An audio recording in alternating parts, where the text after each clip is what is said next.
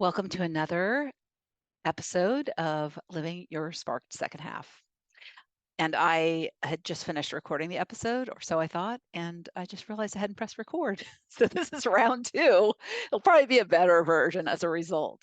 So I was thinking about what I could talk about or what would help you as we close out 2022. And one of the things that came up, well, actually, two things that came up, and one I'm doing next week, and one I'm doing today. I'm going to record this and publish it today. It's Christmas Eve. I celebrate Christmas, so that's my holiday. And so I was thinking about how much I've learned about how to communicate with people since I became a coach. And so I thought, oh my gosh, this would be so helpful for people to have better conversations. And isn't it a great time to have better conversations? Like when you're like you want to have better conversations every day, you with the people you love and the people that you come in contact with. But over the holidays, you're seeing people that you don't see all the time often. I know for me, I'm seeing some relatives I don't see except on holidays. And so these three tips, I'm going to share three tips to have better conversations that I know will help you not only just over the holidays, but going forward. And so I wanted to share that. I thought that would be super helpful. And next week, I'm going to be sharing the lessons I learned in 2022, which I did one last year, what I learned in 2021. And I also, because I want to start like closing out our 2022 and starting 2023 and having that pivot, right? Pivot from the old to the new. And I wrote up my newsletter, which comes out next week. And I had suggested a three-part exercise. So I'm going to share that in the episode as well, because I think it was really helpful. And my episode will allow me to go a little bit more in depth with you on it. But if you're not on my newsletter, I send out a newsletter once a month and it has my favorite things. It has usually some kind of a tip. And I share in this one some Christmas presents I got for my grandkids. So if you have any grandkids, they make great birthday gifts as well. So if you're not on my newsletter, you can get on it by going to my website, notyouraverage-grandma.com, and scrolling down and entering your email address. And you'll get that once a month in your inbox. So tune in next week for that episode because I think it'll be helpful. But let's get to the three tips that I have to help you have better conversations. Number one, maintain eye contact.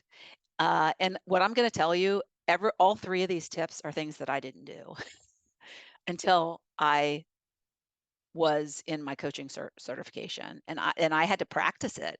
It wasn't something that came naturally to me, and it wasn't until I became aware of how I was interacting with people that made me realize, oh my God, I am the worst. Like I can carry on a good conversation because I have a lot of energy. I think people are attracted to that energy, but yet at the same time, I wasn't connecting at this deeper level that I think makes people feel like you really care. You really care. It was very surface. And so maintaining eye contact is really the first step. And what I found myself doing, and I became aware of this, I was like, oh my gosh, how am I making people feel? This is terrible. So when you're looking at somebody, just look into their eyes and stay with it. And oftentimes we look away because it's something within ourselves that we're devaluing. It has nothing to do with the other person. And I've learned this through my own journey. And I spoke about this childhood trauma that I had in last week's episode that was recently uncovered. And it was this whole thing related to my value, that I wasn't important, that I was this like little insignificant thing in the world. And it created some OCD, habits that were really overwhelming in my young childhood. Um, but I think that when I carried that into adulthood, even though I kind of grew out of those OCD habits, there was this deep feeling of just not feeling valued, which was compounded obviously in my adult life by not finishing college and just not feeling like I was smart enough, sitting at the table with really smart people. who I was working with who had impressive degrees. So this whole maintaining eye contact, if you're having trouble doing it, dig a little deeper to see like what's going on with you that you feel like you can't stay with it with that person, stay with connecting. Because it's not that you're devaluing that person, it's that there's something within you, but the person that you're talking to, when you don't maintain eye contact, feels devalued. So if you really want to be, if you want somebody to feel like they're listened to, it starts with just maintaining eye contact, just staying with it. What I found myself doing is when I would talk to somebody, I would like look over their shoulder. And honestly, it was never like I was looking for something better, but that's how you feel when somebody does that. Because I've had it done to me, and I'm like, oh, what? Like I'm not good enough. You're looking for the next best thing. You're looking for somebody better to talk to, and so that ends up just really devaluing the person, making them feel less important, lessening what they're saying, the importance of what they're saying to you. So maintaining eye contact keeps you present with that person and what they're saying. And it also helps you remember too, because when you're looking away, you're in a way you're kind of disconnected. So you're probably not taking it all in when you're looking away. And so is that a habit that you have and that you're probably not even aware of? So just connect because it means so much to the person that you're talking to do that. And when you're start to pay attention when you're talking to somebody and you're doing the speaking, how are they receiving you? So then you'll start to really understand. All right, so that's number one. Number two is listen more than you speak or talk. This is another thing that I was horrible at because I would just wait for the person to finish talking. I was like, I'm a talker. I'm a chit chatter. But is that really good for the person that I'm talking to? Like I'm just talking about myself or my something. Now maybe if it was pertinent to the conversation, I was sharing an experience, but I found myself waiting for them to finish to have that gap so I could like get my thought in, get my opinion or whatever I wanted to say in. So it wasn't like I was really taking in what they were saying and being more inquisitive about what they were expressing to me. It was like, okay, like I was looking at my watch. Oh, like not literally, but just like trying to hurry them up in a way so I could say what I wanted to say. And people love to talk. The best thing you can do to get somebody to like you is let them talk. And so when somebody would let me talk, they always made me feel so good. And now I know why. Because they were great listeners. It doesn't it's not to say that you can't talk because conversations are both ways, right? Two ways. But when you speak, don't make it be about, oh, because she's saying this. Oh, I gotta say this. I gotta say this to get this off my chest because I want her to hear me. Well, if you're so worried about her hearing you and what you have to say, then do you really care what she said? And I'm just doing she as an example. It could be he as well. What is your intent of what you're about to express? Is it to get more information, make them feel more supported, make them feel more heard? Or is it to get your point across? Two completely different intents or intentions with those ways of speaking in a conversation. Now I'll tell you what is good to say in a conversation. So if you're going to speak, tip number 3 is to ask questions. So not only be a good listener, but be a good question asker. Be curious, be inquisitive, because that shows you're interested. It's not like you're just trying to get your point across and tell your own story. And maybe a story is good if it's helpful, but always start with questions. Let's save the story for later so that they feel heard and they feel supported in that conversation. And so I'll give you some examples of what great questions to ask because I didn't know any of this stuff. And then when I went through my coaching practicum, we had to get on calls with people and we got recorded. We had to listen back and submit like what we heard, what we would have done differently. And it was really pretty amazing what I began to be aware of and what I learned in the process and how bad I was at being somebody who maintained eye contact, somebody who listened, and somebody who asked questions. That's why these are tips, because I learned them the hard way. But everybody can build new skills, and these are just communication skills. And they do help you have better conversations and better relationships with people. So the questions that you want to ask are things like, and it's really to get them to talk more. One thing that you might ask, which every conversation, this could be an applicable question, is if somebody's sharing a view about something, which a lot of people do, especially when you get around people, you get into political conversations, for example, at holiday parties, people you haven't seen for a long time. And so what would you say maybe, and especially in that kind of a setup of a conversation, people want one person sharing an opinion, the next person wants to interject their opinion. It's opinion versus opinion versus opinion versus opinion. There's not like anybody trying to understand the other person. And so say you're talking to somebody and they express their opinion about something, what you could say is, "Oh, that's interesting. What makes you think that? What's your experience with that?" So you're like learning more. You're not trying to like argue. You're not trying to give them a different point of view. You're just trying to be curious and learn more. Pretend like you're the student and that's the teacher, and you're learning about them, their life, their feelings, their opinions, and there's no judgment there. Release all judgment, and it's makes it so much better. And then if they're expressing something, maybe a struggle that they are having, an experience that they just had that uh, didn't go so well, or even experiences that went well, a good question to ask is, well, how did that make you feel?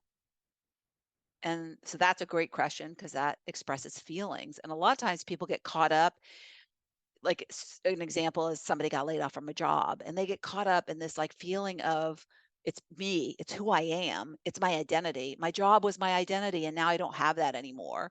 And they don't realize that this happens to so many people. So how are you feeling? How are you doing? How are you adjusting? How does it feel? And then you get to express your feelings.